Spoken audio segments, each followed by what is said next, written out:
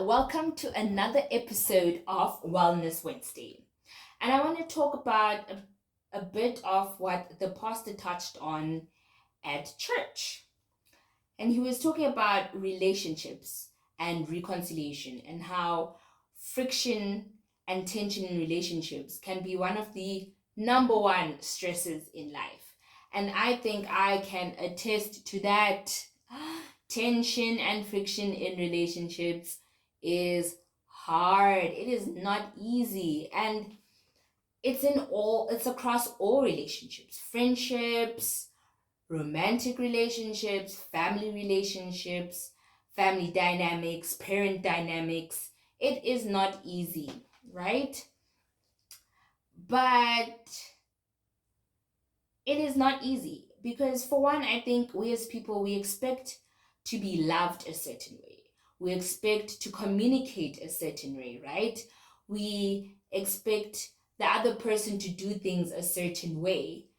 And that's our expectation. That is how we want things to be done. And that person is not necessarily going to behave in that way. That person is not going to love you in that way. That person is not going to communicate in that way because they are their own individual. They are their own person.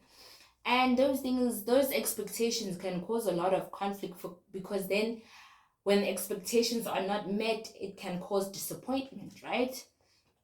And yeah, it's for us to try and live together and love one another and just be one, right?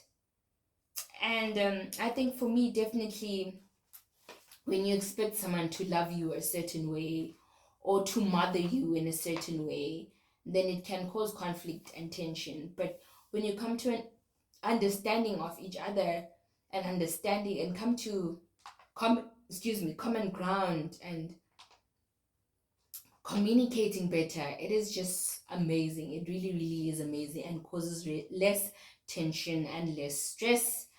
And it is therefore we get to reconciliation, right? The mending of past hurts to be able to build a future. And it is so important to heal from past hurts, right? So that we can be able to build a future together in this relationship, in our relationships, right? And it is so important. And if healing means that you need to go to therapy, go for it. If healing means that you need to see a psychologist, go for it, right?